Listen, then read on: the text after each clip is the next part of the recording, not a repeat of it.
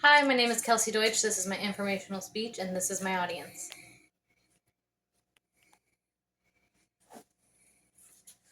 What would you do to keep yourself or your family safe? Would you own a firearm? Would you choose to not have guns within your home? Or would you do what was necessary to protect what was yours? My family, my friends, my home belong to me, and it is up to me to keep them safe. Today, I'll provide you with information on owning guns in America, as well as give examples of both sides of if we should ban assault weapons as a form of gun control. I have been around firearms my entire life, and I was taught how to properly maintain and use firearms, as well as what times are appropriate to use those firearms. Most of the information that I gathered comes from news articles or research centers found using CQ research within our campus resources. First, I will tell you a few statistics on Americans owning firearms and those who do not personally own one. Secondly, I will give you some insight into the speech given by Joe Biden. And finally, I will give you the opposing side of the argument given by our now current President Donald Trump on whether we should ban assault weapons altogether as our form of gun control. In the United States, many Americans possess firearms of all different kinds. It is our constitutional right to bear arms. This is our Second Amendment within the U.S. Constitution. The right was reasoned with the notion of necessity for security of a free state. The following is insight into the real world of American gun ownership, just so you are more equipped to evaluate your stance on gun control and whether we should ban a specific type of gun or guns altogether, or if possibly guns aren't the real issue at hand. In the first chart provided, it states the number of people who own their firearms and those who just live within a home that contains one, and the total net amount of guns within households. For example, 40% of men personally own a firearm, while 5% do not but live within a home that has one. In contrast, women personally own 25% of their own firearms and 15% just live within a home containing one. This information was done and conducted by Pew Research Center, June of 2024.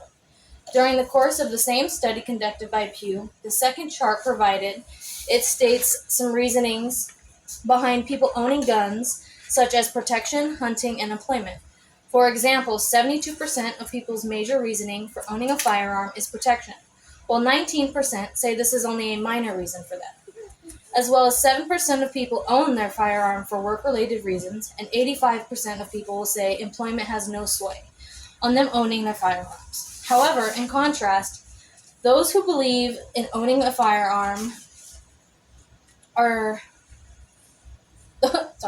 those who believe in owning a firearm, there are those who believe it creates gun violence, and if that is our constitutional right, we have having the right to bear arms, the national government as well as state governments are accountable for public safety in the face of gun violence. This was stated by Thomas Garber, September of 2021, in the Washington University Journal.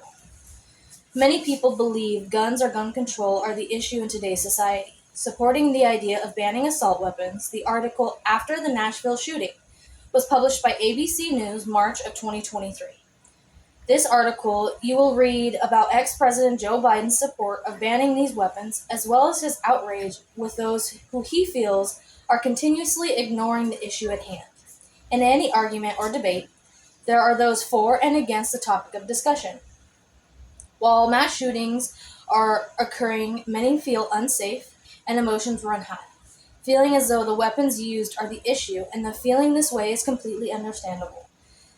Feeling this way causes people to believe that banning these weapons altogether will solve the mass shooting crisis and gun violence issues that we do face today. However, as I had previously mentioned, there are two sides to every argument or opinion. During April of 2023, NBC News released an article on President Trump's position on the matter. Within this article, you will find Trump's opinions on mass shootings that had occurred shortly before these articles were released. Trump states that mass shootings are not our gun problem. Along with many other supporters, the NRA, or the National Rifle Association, stands behind President Trump, and vice versa.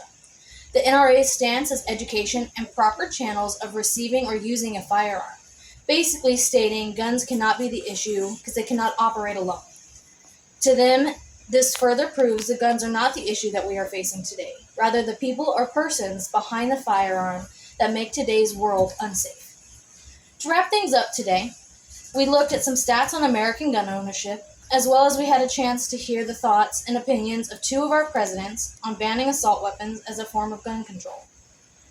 There are those who believe firearms should not be permitted to the public, while others state that it is our given right to do so. Mass shootings and gun violence play a huge part in swaying people to one side or the other. Now that you have been informed and also have a little bit of background on the debate at hand, what are your thoughts and opinions of either side of this debate? Is banning these weapons necessary? Or could it possibly be the persons behind the firearm that does the damage rather than the other way around? Thank you for listening, and this is my audience.